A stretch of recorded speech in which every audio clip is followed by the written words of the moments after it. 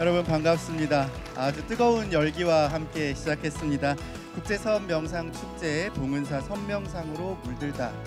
오늘 이 코너 무모한 법회 서원이 있는 삶, 사회를 맡은 상담가 겸 작가 장재열입니다. 반갑습니다. 네, 오늘 사실 참 제목이 재밌어요. 무모한 법회. 여러분들 여러 가지 생각들 하셨을 텐데 오늘 이 자리는 여러 분야의 전문가 그리고 자기 결을 가지고 살아가시는 분을 모시고 삶에서 있었던 무모한 도전 허심탄회하게 들어보는 토크쇼인데요. 일단 네 분 다 여러분들 정말 무모한 삶을 통해서 자기만의 길을 개척하신 것도 있지만 직관적으로 사실 좀 제가 대기실에서 아까 어떤 얘기 들었냐면 너도 밀고 시작하자 이런 얘기 들었는데요. 어떤 분들 모셨는지 제가 한 분씩 소개해 올리도록 하겠습니다. 먼저 한국 패션 디자인계 대표 주자 이상봉 선생님 모셨습니다. 안녕하세요.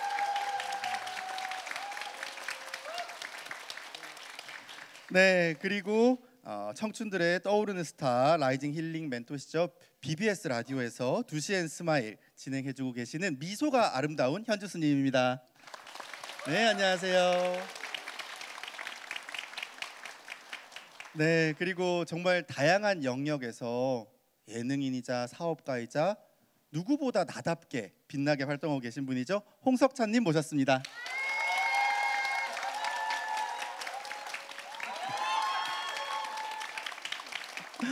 네, 그리고 마지막으로 우리 세상을 더 나은 세상으로 바꾸는 방법에 대해서 연구하고 바꿔 나가는 분입니다. 가치 혼합 경영연구소의 김재춘 소장님 모셨습니다. 네, 정말 여러분들 이 네 분 일단 공통점 느끼셨죠? 진짜 제 대본에 뭐라고 적혀 있냐면 없을 무자에 머리 모자가 적혀 있어요. 그래서 이게 스님 컨펌이 났다고? 이런 생각을 제가 하면서 시작을 했는데 단순히 머리카락을 자른다라는 의미가 아니라 정말 자기의 서원을 따라서 나답게 살아가는 것에 대해서 치열하게 고민하셨던 분들로만 저희가 모셨거든요. 근데 이 대본에는 이제 이런 얘기가 있어요. 각자 삭발하신 이유가 있을 텐데라고. 그러니까 시작부터 굉장히 대담하고 무모하게 갑니다. 김재춘 선생님 한번 여쭤보고 싶거든요. 어떤 계기로 머리를 광고회사 다닐 때 제가 믿어지시지 않으시겠지만 머리를 길렀어요. 그래서 묶고 다녔거든요. 근데 그게 안 돼요. 왜 안 되냐? 이 탈모 때문에요. 안 돼요. 그래서 도저히 안 되겠더라고요. 그래서 기업 다니다가 나오고 이제 저도 뭐 명상한답시고 이렇게 돌아다닐 때가 있었는데 그때 제일 먼저 했던 게 이렇게 민 거였습니다. 그런 거였군요. 그때 이후로 뭐 계속 이렇게 밀고 다닙니다. 네. 근데 우리 홍석천님 같은 경우는 제가 라스에서 봤을 때 이 일하는 기회를 잡기 위해서 시작됐다고 들었던 것 같은데 저는 맞나요? 제가 한양대 연극영화과를 다니다가 이제 네. 군대를 갔는데 군대에서 갔다 와서 이제 대학 내에서 연극을 하다가 캐스팅 디렉터 하시는 분이 제가 머리가 짧았을 때 이제 배우세요? 그래서 네 배우입니다. 그랬더니 두상이 너무 예쁜데 혹시 밀면 광고를 할 수 있는 기회가 있을 것 같은데 네네. 밀어보실래요? 근데 그 당시만 해도 머리를 민다라는 건 첫 번째는 사회의 반항을 맞아요, 한다. 맞아요. 두 번째는 어디가 아프다 아니면 절로 간다 뭐 이런 네네. 거거든요. 네. 근데 제가 이제 어떤 인생의 그런 기회가 왔을 때 뭐 밀어볼까 뭐 이렇게 해서 밀었는데 굉장히 많은 광고를 찍게 되는 기회가 돼서 저한테는 굉장히 좀 좋은 기회였던 것 같아요. 맞까봐. 그때 제 젊었을 때 선택이 저한테 굉장히 큰 전환점이었던 것 같아요. 맞습니다.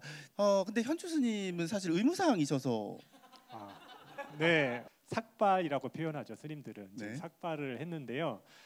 이건 사실 인도에서 이제 불교가 시작을 했는데 인도에 있던 수행승들의 전통에서 이제 따른 겁니다. 일반인들과 다른 겉모습을 이제 표현하기도 하고 또는 이제 수행에 전념하겠다, 일상생활과는 결별을 하고 그 다짐을 나타내는 결의를 나타내는 입장에서 이제 삭발을 하게 되는데요. 지금 무모한 도전이기도 네, 하지 않습니까? 맞습니다. 그래서 우리 무모한 형제님들처럼 이 삭발을 하는 이유가 일반 사회가 욕망에 휩쓸려서 이렇게 흘러가지만 우리 여기 계신 분들은 좀 더 나은 세상을 위해서 힘쓰기 위해서 삭발을 한 거라고 저는 추정을 하는데 맞습니까? 저는 매일매일 욕망과 싸우고 있는데 네, 맞습니다. 네. 욕망과 싸우기 위해서 삭발합니다. 스님들은. 예. 네. 그렇죠. 네. 이 삭발의 의미까지 말씀해 주셨습니다. 저는 그 이상봉 선생님 삭발 얘기 봤었어요. 어느 날 이제 클럽은 거울이 많이 있잖아요. 맞아요. 그래서 막 이렇게 춤을 추고 있는데 저 멀리서 정말 그 미친 산발을 한 놈이 막 미친 듯이 추고 있는 거예요. 그래서 호기심에 그냥 천천히 춤을 추면서 궁금해서 그 쟨 사람이 누군가. 갔는데, 예, 네. 그게 저였어요. 그래갖고 저는 너무 소름 끼쳐서 네. 바로 그냥 클럽에서 나와서 집에 가서 가위 갖고 네. 저도 그때 이제 약간 머리가 길었을 텐데 장발이셨군요. 바로 그냥 밀고 그 다음 날 그냥 이렇게 밀었던 기억이 있어요. 아, 내 춤추는 모습이 저렇구나를 예. 보시고. 너무 소름 끼쳤어요. 저는 네, 이렇게 사실은 사유가 참 다르지만 우리 이상봉 선생님 말씀해 주신 것처럼 아직도 어떻게 보면 아직도 한국 사회에서는 보편적이지 않은 모습을 가진 사람들에 대한 시선들이 있습니다. 그럼에도 불구하고 계속 나의 어떤 이 헤어스타일뿐만 아니라 가치관을 고수해 오신 분들이기 때문에 이 무모라는 다른 의미에 대해서도 좀 이야기를 나눠 보려고 해요. 우리가 무모하다라는 얘기를 하잖아요. 근데 네 분은 무모함이라는 단어를 들었을 때 어떤 이미지가 떠오르시는지 궁금한데 이상봉 선생님은 어떠세요? 글쎄요. 저는 무모함이 긍정적으로 볼 때는 도전이라는 생각을 해요. 특히 이제 창의적인 작업을 하는 사람들은 그런 도전이 되게 중요하거든요. 그래서 제가 한 30여 년 전에 회사 이렇게 옮길 때 바로 앞에다가 1%의 가능성만 있어도 도전하라. 이런 거는 저 스스로에 대한 얘기도 있었어요. 어떻게 보면 1%의 가능성도 없을 때도 있잖아요. 근데 자존심 하나로 한 때도 있고 그런 것들이 저는 도전이라는 얘기로 긍정적으로 바꿔보고 싶어요. 무모함은 도전이다. 무모함이 결국은 도전이고 그 도전이 결국은 우리가 기성의 어떤 사물을 깨트려 버리고 부셔 버리는 게 어떻게 보면 창의적인 거거든요. 그런 것들을 만들어내는 게 곧 무모함에서도 하나의 연관되지 않을까 생각합니다. 그러고 보면 선생님이 원래 디자인 전공이 아니셨다는 얘기도 들었어요. 그러니까 수선집을 하려고 저는 패션 시작했어요. 수선집. 왜 그러냐면 연극 막 연습하고 밤 10시나 11시 이렇게 퇴근하면 맨날 그 여름에 문 열어놓고 수선하는 친구가 있었습니다. 그래서 호기심에 그 친구한테 정말 이게 먹고 살만하냐고 그랬더니 그 친구가 살만은 하다고 그래서 저도 그러면은 내가 꿈을 갖고 있는 연극을 하면서 이 수선집을 한번 차려야 되겠다. 그 생각으로 제가 이렇게 공부를 패션을 시작했는데 그게 이제 뭐 1년 가고 또 이제 좀 어떤 기회가 있어서 또 공부하게 되고 그러면서 디자이너라는 새로운 또 직업을 갖게 된 것 같습니다. 맞습니다. 정말 이 무모함이라는 게 말씀하신 대로 우리가 생각지 못한 영역에서 뛰어들 때 주저함 없는 그 삶을 정말 살아오신 것 같아요.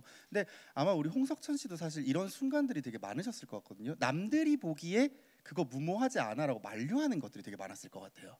우선은 저는 이제 어렸을 때 전 굉장히 작은 시골에서 충청도 시골에서 자란 시골 아이였는데 공부를 꽤 잘했어요. 그래서 부모님이 이제 대학교를 갈 때 무슨 뭐 법대나 뭐 기자 뭐 이런 쪽 경제 뭐 이쪽 시골에서는 다 그게 그렇죠. 굉장히 무슨 출세하는 전형적인 어떤 그림이어서 부모님의 바람에 맞게 공부를 했는데 막판에 이제 연극영화과를 선택을 한 저 스스로의 결정 네. 때문에 부모님한테 굉장히 상처를 드렸죠. 처음으로. 그 누구보다도 저 스스로는 제가 제일 잘 알잖아요. 맞아요. 제가 제일 좋아하는 거, 제일 잘하는 거, 그리고 제가 뭔가 했을 때 행복을 느끼는 것에 대해서 19살짜리가 그걸 알았나 봐요. 그래서 연극영화과라는 데 가서 무슨 공부를 해야 되는지 정확히는 잘 모르겠지만 저 학과가 저를 막 불러 제꼈어요.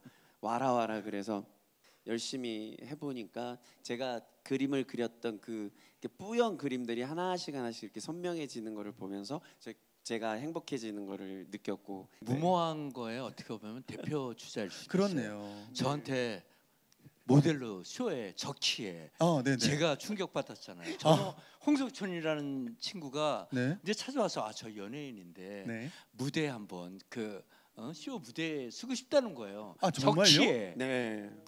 저것도 무모한 거죠. 아니 무모한 도전이었어요. 어떤 마음이셨어요 그때?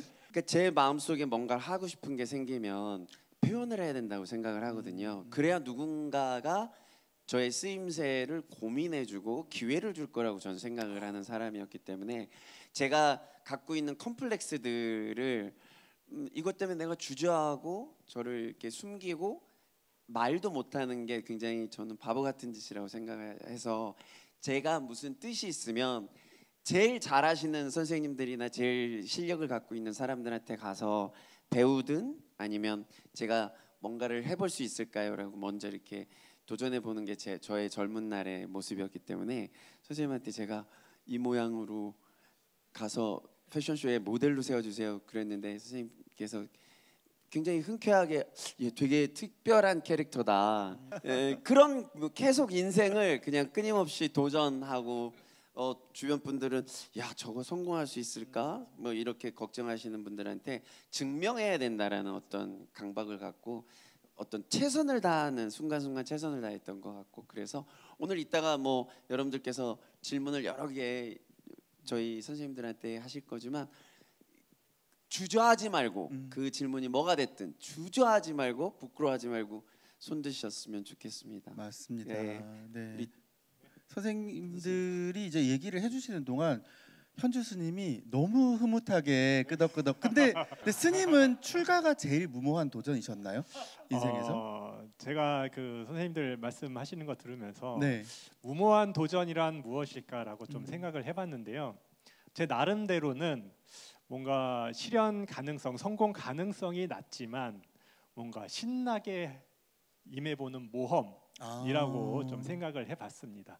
남들이 성공할 수 없다 또는 이거 불가능하다라고 만류를 하지만 내가 마음이 가가지고 어쩔 수 없잖아요. 마음이 가가지고 무언가 이제 도전을 하는데 모험을 떠나는데 내가 평상시에 하고 싶은 일을 해서 신나는 그런 기분.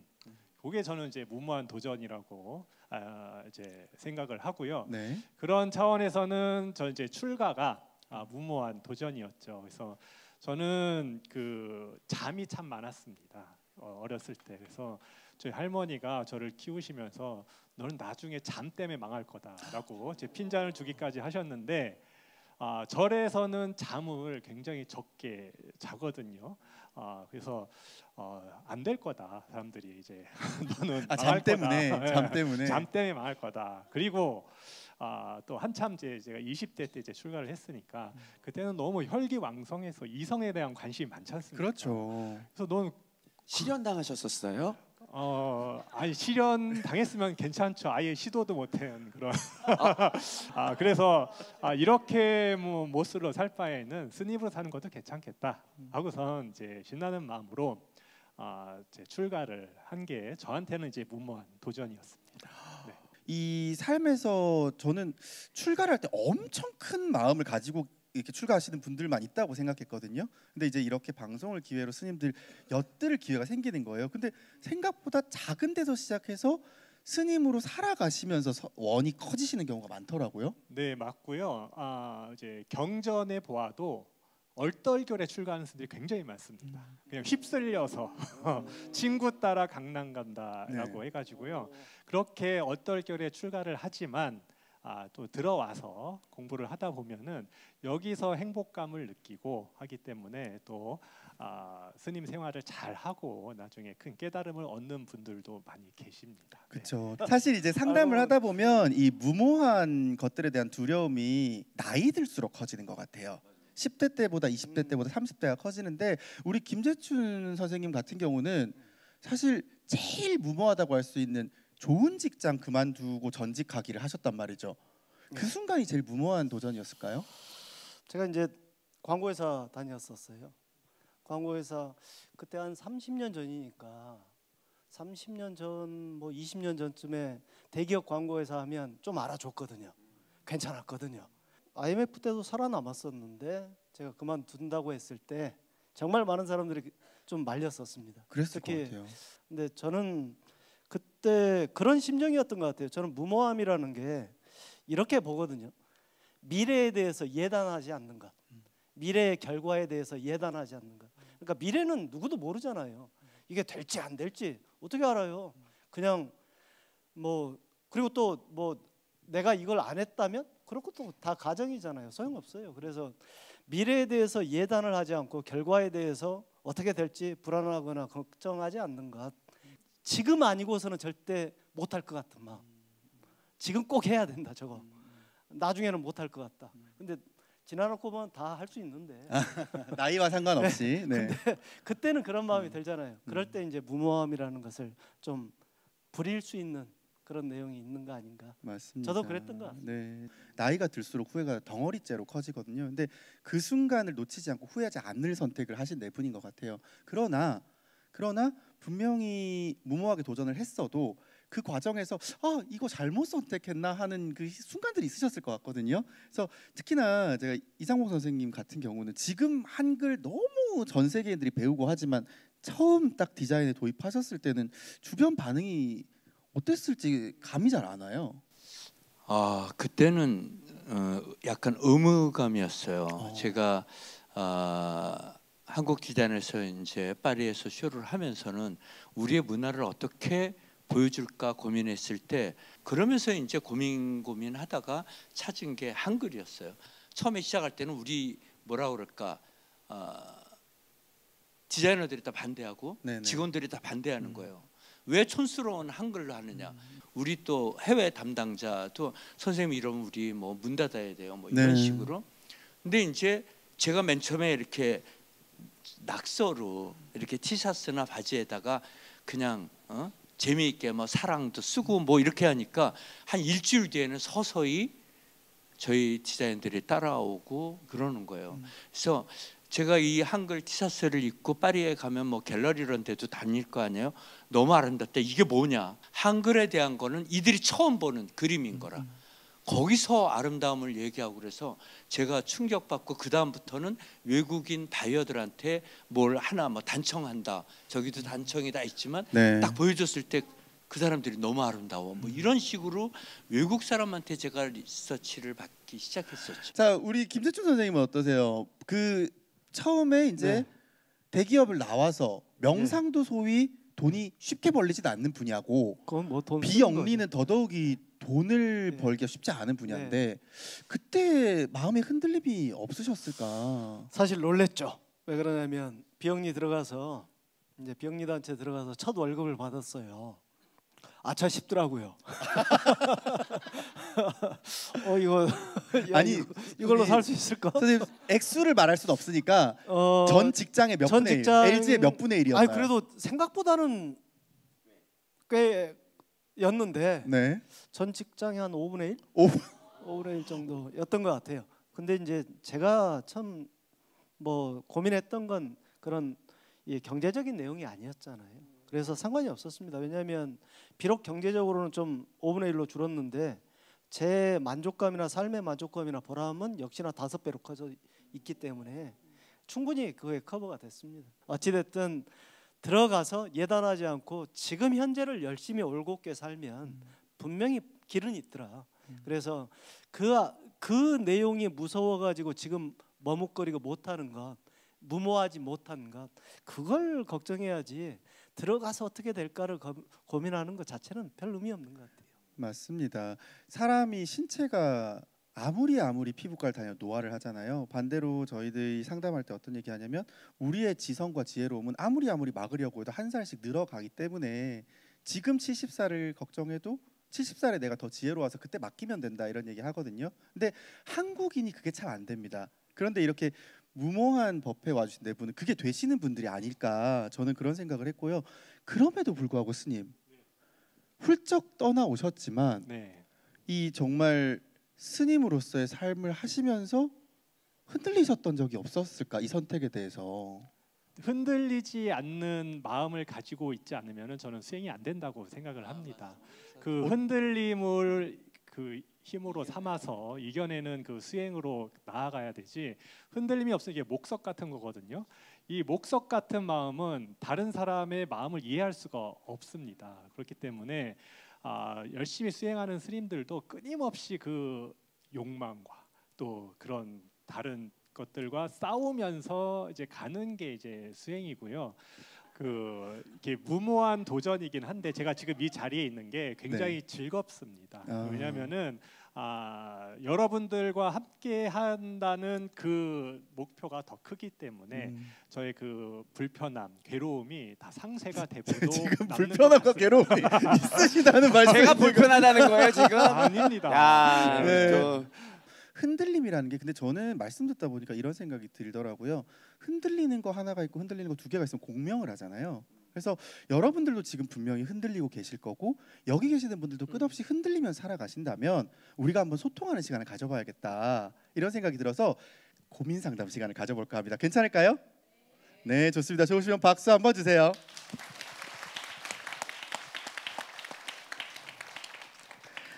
자, 첫 번째 사연부터 그럼 한번 제가 읽어드리도록 하겠습니다. 우리 홍석천님께 온 사연인데요. 남자분이시고요. 29살 회사원입니다. 저는 평범한 회사원입니다. 안정적인 수입과 예측 가능한 미래가 보장되지만 늘 가슴 한켠에는 세계를 경험하고 싶다는 갈망이 있었습니다. 최근 회사를 그만두고 세계 일주를 떠나기 위해 준비하고 있습니다. 주변에서는 미쳤다, 지금까지 쌓아온 걸 다 버리냐 라면서 저를 걱정하는데요. 새로운 문화를 접하고 다양한 사람들을 만나면서 세상을 배우고 싶습니다. 저와 같은 이런 고민을 하는 청년들, 틀에 박힌 삶에서 벗어나 보려고 하고 새로운 도전을 해보려고 하는 청년들에게 한 말씀 들려주세요 하셨습니다. 평범한 삶을 사는 것이 굉장히 어려운 것 같아요. 특별함을 추구하는 것보다 평범함을 지키는 게 굉장히 어려운데, 20대 때는 뭔가 막 해외 나가서 뭐 유럽 일주도 하고 싶고 저기 남미 어디 가서 폭포도 좀 보고 와야 뭔가 나도 뭐 그거 앞서서 해온 애들처럼 그쵸. 뭔가를 느끼고 배우고 뭐 뭔가 큰 거를 내 인생에 깨달음을 얻을 거라고 생각하지만 저는 그렇지 않을 것 같아요. 해외 나가기 전에 국내부터 다녔으면 좋겠어요. 지금은 우리나라가 전 세계에 10위 안에 드는 대단한 나라입니다. 그러니까 우리가 갖고 있는 아름다움, 우리가 갖고 있는 장점들을 먼저 보시고 해외 나갔다가 그렇게 오시면요, 그냥 개고생하는 거예요. 근데 젊은 날에 고생을 좀 해봐야 깨우침을 갖는 거예요. 사실은 그쵸, 그건 그 맞지만. 고생을 하러 내 돈 내고 가는 건데, 그렇지 않습니까? 저는 과감하게 용기 있게 그 나이니까 할 수 있다고 저는 생각을 그렇죠. 하고, 네. 저는 잃는 것보다 그게 이제 30대 결혼하면 불가능해요. 맞습니다. 그 다음에 자기 이제 일이 안정이 되면 이제는 갈 수가 없습니다. 지금 용기 내서 간다는 거 저는 응원하고 싶고요. 그리고 갔다 오시면 내가 우물안 개구리였다는 것도 분명히 느낄 수가 있을 겁니다. 그래서 여기에 계실지 뭐 아니면 안 계실지 모르겠지만 저는 제가 진짜 밥 한 끼 사드리면서까지 네. 응원하고 싶어요. 용기 내시라고, 그래요? 네, 용기 내시라고 박수 쳐드리고요.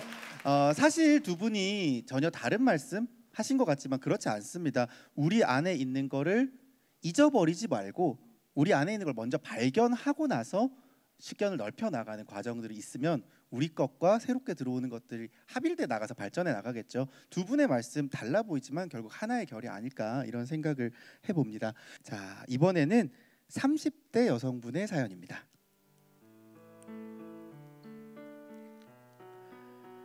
저는 사회적 기업가입니다. 공정 여행으로 사업을 시작했는데요. 사람들이 처음에는 이게 뭔지, 어떤 의미가 있는지 잘 몰랐던 거예요. 지역을 걷고 머물고 관계 맺는 여행을 참 좋아하는 사람이었는데요. 이 여행이 지역 자립의 시작이라고 믿었습니다. 그런데 지역을 다녀보니까 돈도 빠져나가고 사람도 빠져나가고 내가 이토록 아름답다고 생각하는 우리나라 지방 곳곳이 사라져가는 거예요. 그때 의문이 들더라고요. 서울에서 평생 나고 자란 내가 이 사람들을 돕고 싶은데 뭘 할 수 있을까? 그 고민 끝에 제가 만든 게 고향사랑 기부 플랫폼인 위기부입니다. 모두가 쉽게 기부할 수 있도록 만든 이 무모한 도전이 지금은 전국 243개 지역과 시민들을 연결하고 있어요. 기부는 기적같이 세상을 변화하진 않았지만 작은 연결과 기억의 씨앗이 되고 있습니다. 그리고 저는 그 씨앗을 계속 키워나가고 싶은데요. 사람들이 도전하지 않았던 길을 가고 있는 저, 그리고 이것을 키워나가기 위해서 힘을 내야 하는 저에게 선배님들의 한 말씀 부탁드립니다 라고 하셨습니다. 네. 이거는 사실 이제 김재춘 선생님께 마이크를 드릴 수밖에 없어요. 제가 참 좋아하는 이야기가 하나 있습니다. 케네디 대통령이 그런 이야기를 했어요. 뭐 영어로 했겠지만 저는 잘 모르겠습니다만 간단하게 이야기하면 이거예요. 세상에는 어떤 새로운 일, 뭔가 도전하는 일을 시작하면 대부분의 사람들이 비아냥될 거다. 그거 안 된다. 그거 쓸데없는 짓이다. 이렇게 비아냥되는 사람이 훨씬 더 많을 거다. 근데 세상은 이런 비아냥되는 사람들의 비아냥 때문에 뭐 앞으로 진보하는 게 아니고 뭐라도 안 될 줄 알면서도 뭐라도 한 걸음 나아서는 그 사람들 때문에 세상은 바뀌는 거다. 아마 이 위기부 창립자 같으신 분 때문에 아마 우리는 조금 더 나은 세상에서 살게 될 겁니다. 예. 그래서 그런 분들한테 저는 늘 고마움을 가지고 있습니다. 이제 여러분들의 고민을 듣고 또 네 분이 각자의 색채로 얘기해 주실 거예요. 자, 이렇게 풍성한, 이렇게 많은 경험을 가진 인생 선배님들의 경험을 응축해서 들을 수 있는 기회가 두 번은 없을 수도 있습니다. 이제 빠르게 손 들어주신 분부터 마이크 갈 텐데, 자, 제가 셋, 둘, 하나 하면 들어주시면 되겠습니다. 자, 질문 셋, 둘, 하나 들어주세요. 어떻게 하면 좋을지 여쭤보고 싶은 게 하나 있는데, 그거는 바로 싫어하는 사람을 좋아하는 방법을 여쭤보고 싶어요. 저와 같이 일을 하니까 제게 직접적으로 피해나 상처가 되는 말 등 그 직접적인 피해가 있는 사람이라서 이렇게 저에게 영향을 끼칠 정도로 제가 싫어하게 되는 사람도 좋아하게 되는 방법이나 피하지 않고 이를 맞이할 수 있는 그런 자세가 궁금합니다. 일단 싫어하는 사람을 굳이 좋아해야 될까라는 의문이 좀 들고요. 일 관계에서 이제 만나시고 이렇게 피할 수 없는 관계라면은 그냥 적당한 관계만 이제 유지하시고 괜히 뭐 감정을 실을 필요는 없을 것 같은데요. 그냥 일적으로 만나신 분이니까 사무적으로만 관계를 맺고 거기서 뭐 이 사람을 굳이 좋아할 필요도 없고 더 싫어할 필요도 없고, 근데 일하다 보면은 부딪혀가지고 나에게 막 안 좋은 소리를 하거나 혼을 내면은 이제 싫어하는 감정도 생기겠지만 그거는 본인 일이라고 생각하시고 좀 감내를 하시면 좋을 것 같고요. 굳이 안 좋아하셨으면 좋겠어요. 근데 저는 이제 네. 이런 고민을 많이 저도 들으시잖아요. 상담을 하는데 네. 굉장히 힘들어하시더라고요. 맞아요. 네. 근데 싫어요. 그냥 그러면 그 사람이 너무 막 화날 거 아니에요. 사람은 다 다를 거 아니에요. 말하는 방법, 표현하는 방법, 일하는 스타일 다 다른 그 뭐 30년, 25년 산 배경이나 스토리가 다 다르고 습관이 다 다른데 이런 사람들이 한 방에서 책상 앞에 이렇게 두고 일하는 게 이게 기적 같은 만남인 거예요, 사실은. 근데 이 인연에서 이 사람은 나랑 잘 맞는 사람이 있고 이 사람은 나랑은 너무 안 맞는 스타일이야. 이걸 어떻게 풀어야 돼? 직장 나갈 거야? 그건 아니잖아요.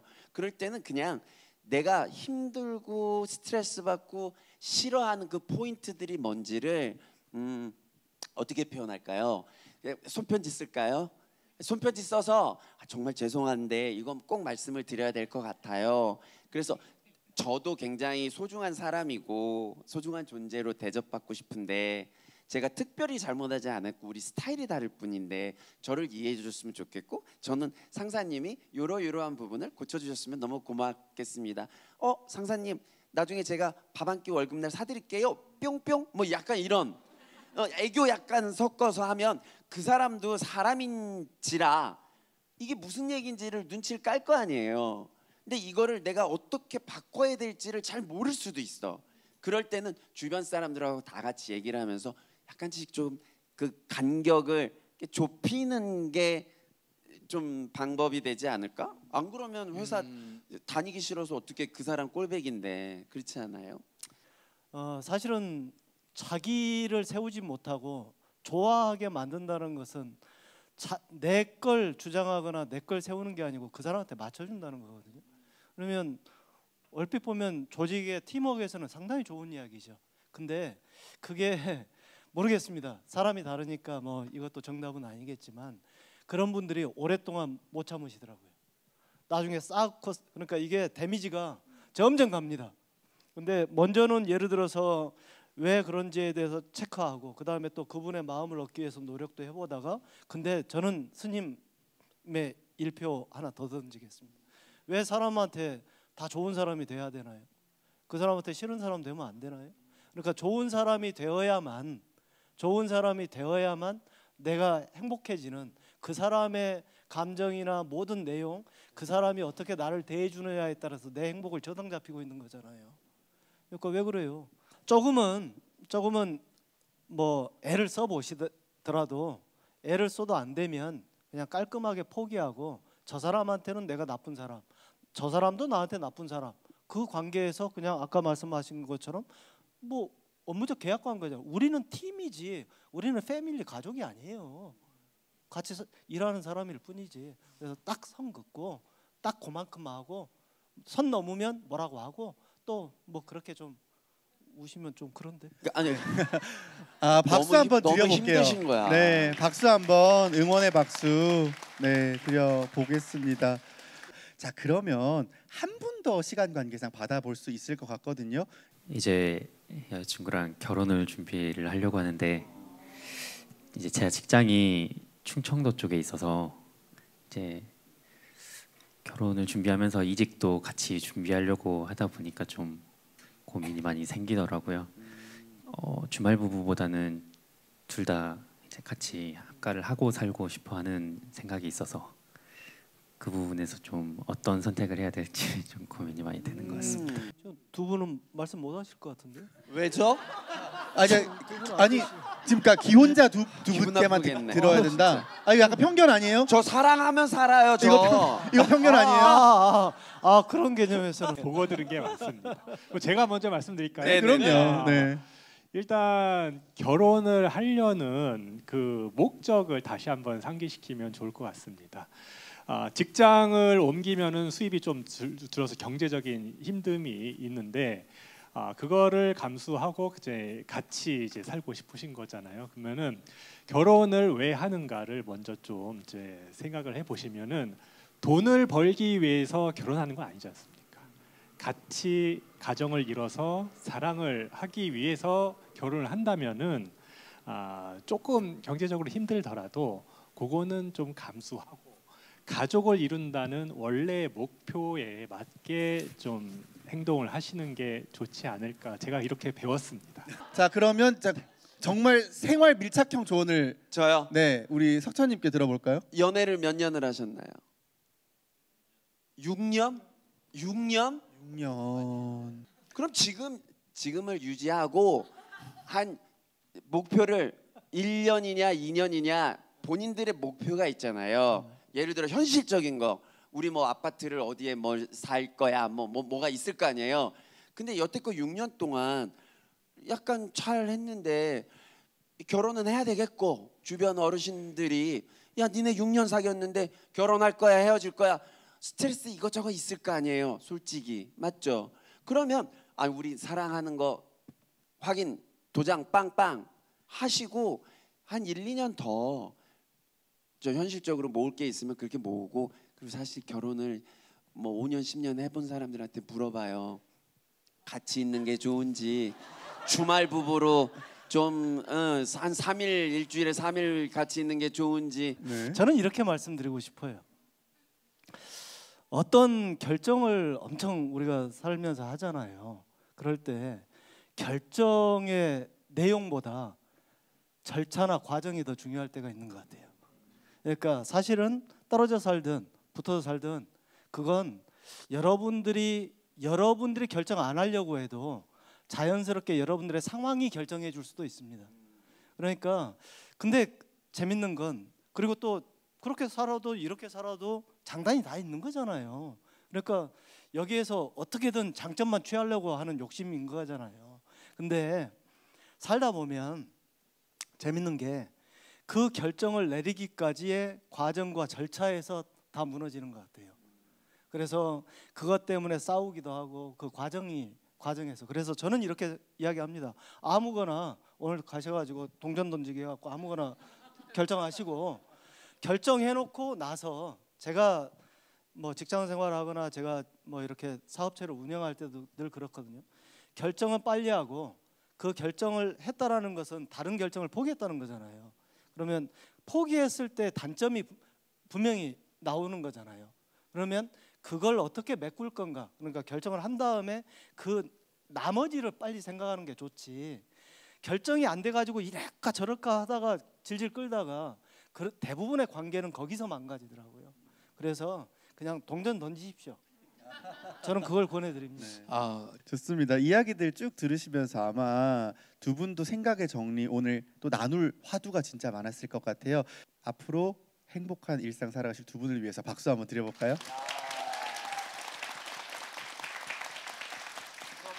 네. 아마도 오늘 뭐 질문 주신 또 두 분의 청년들이 집에 가시면 네 분의 조언을 통해서 내가 어떻게 해야 될까 또 선택하고 고민하는 시간이 있을 것 같아요. 건강한 고민을 하겠죠. 이렇게 인생이라는 게 끊임없이 계속 선택의 기로 앞에 서고 또 서는 일이 아닐까 싶습니다.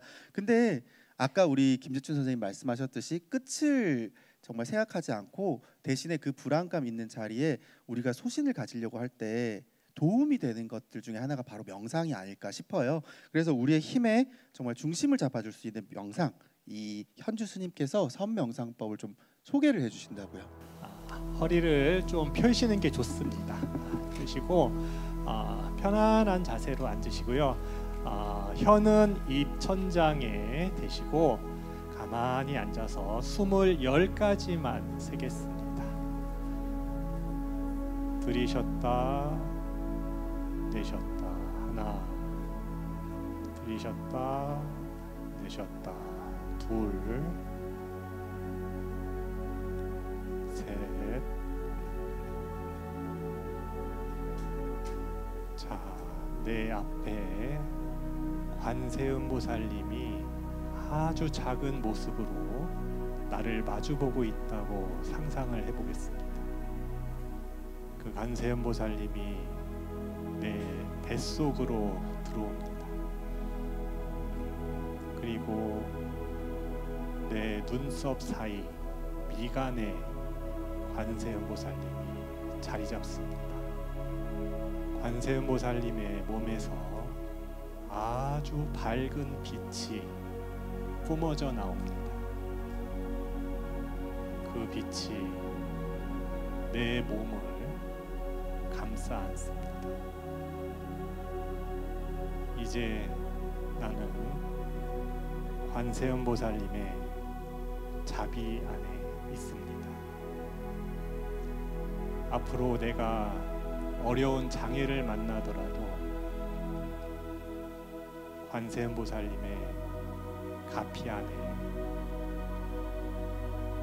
모든 일을 다 이겨낼 수 있는 힘을 얻습니다.